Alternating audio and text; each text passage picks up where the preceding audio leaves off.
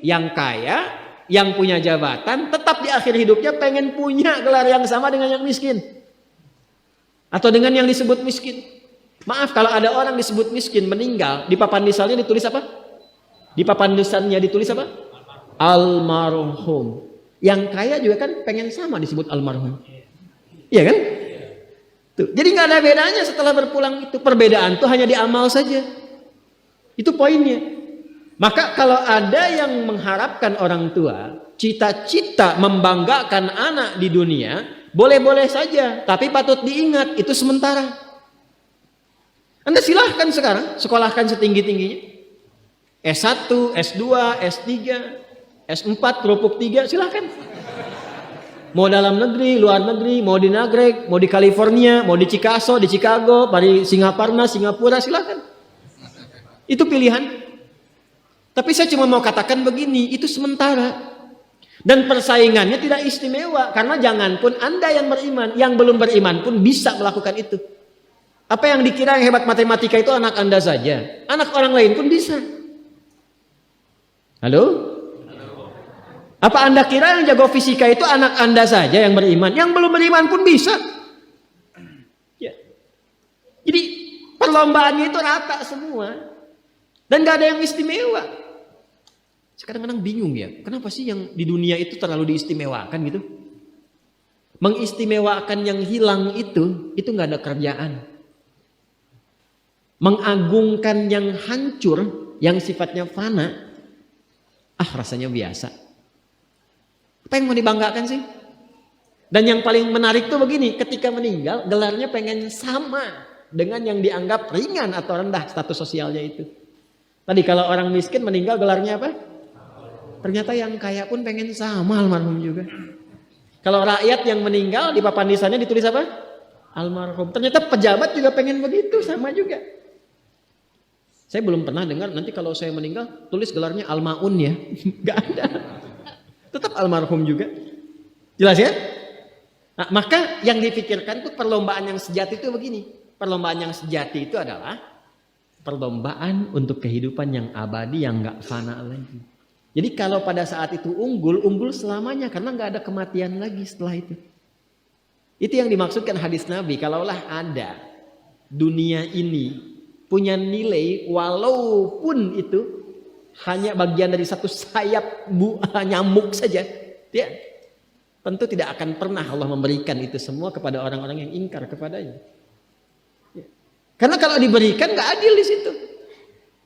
Karena itu sifatnya fana, ujian saja. Pada akhirnya kembali. Nah, Abbas itu mampu membaca itu. Ini kehidupan sejak di zaman jahiliyah loh. Awas ya. Jadi risalah Islam itu membimbing pengikutnya, umatnya untuk berpikir lebih cerdas. Ini visioner. Makanya jadi muslim itu mesti cerdas. Beriman itu membuat Anda lebih pintar. Saya tanya begini ya, maaf ya. Sekali lagi mohon maafkan saya kalau perumpamaan ini kurang menyenangkan. Kalau ada yang abadi dengan yang sementara, Anda pilih yang mana? Masa? Sholat itu untuk yang abadi atau yang sementara? Abadi. Baik. Mobil itu untuk yang abadi atau yang sementara? Pilih yang abadi apa sementara?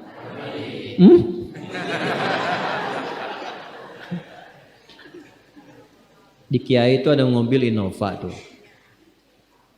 Siapa yang besok memilih tidak sholat subuh?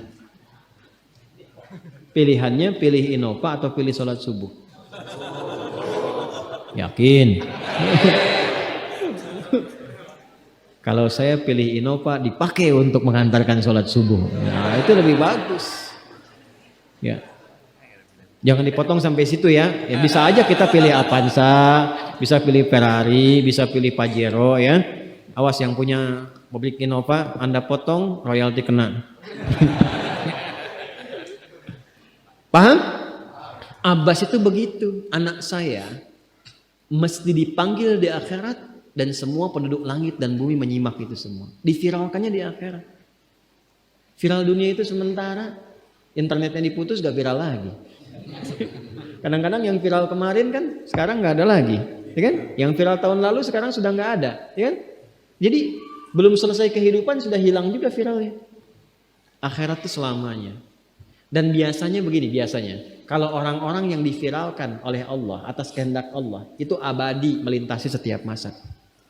Jadi ada yang viral karena berita, ada yang viral karena doa dan kehendak Allah Subhanahu wa taala.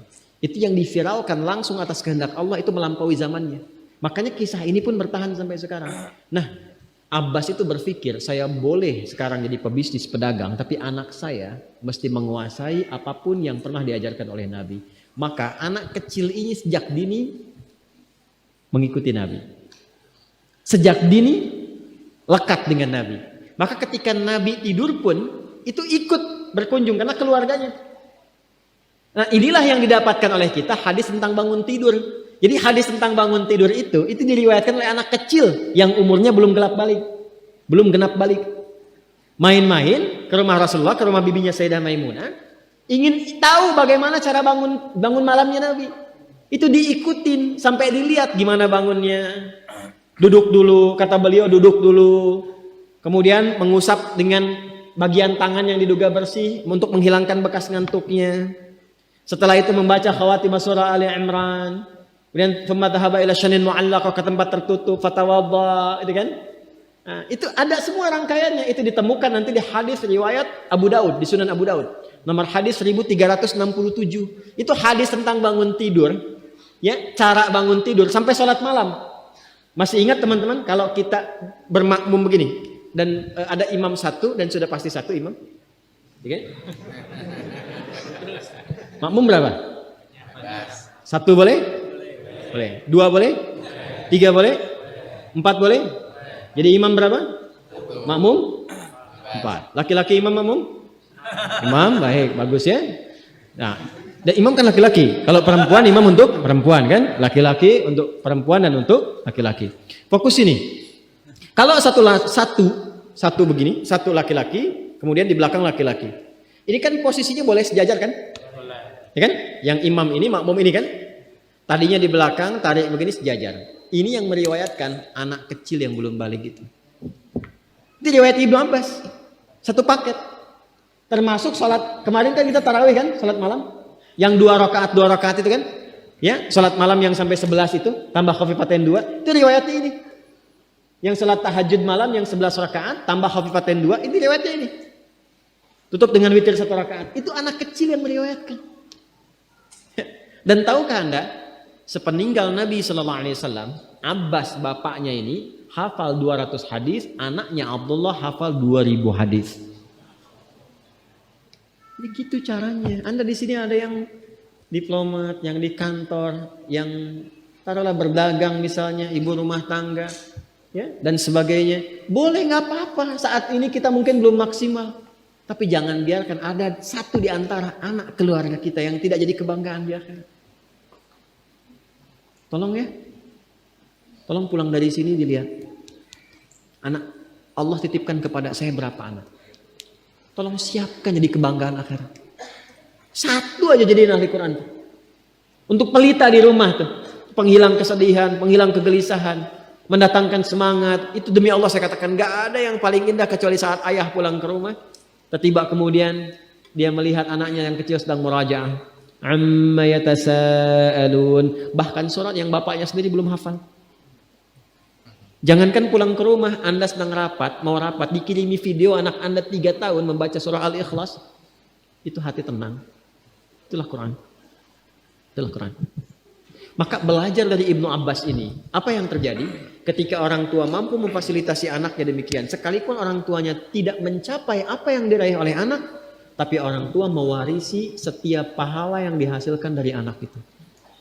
Karena itulah setiap hadis yang diriwayatkan oleh Abdullah kecil ini, Ibnu Abbas, maka semua doa tersambung bukan hanya untuk beliau, tapi juga untuk keluarganya, untuk orang tuanya. Karena itu kalimatnya bukan radhiyallahu ta'ala anhu, tapi anhuma, untuk Abdullah dan bapaknya.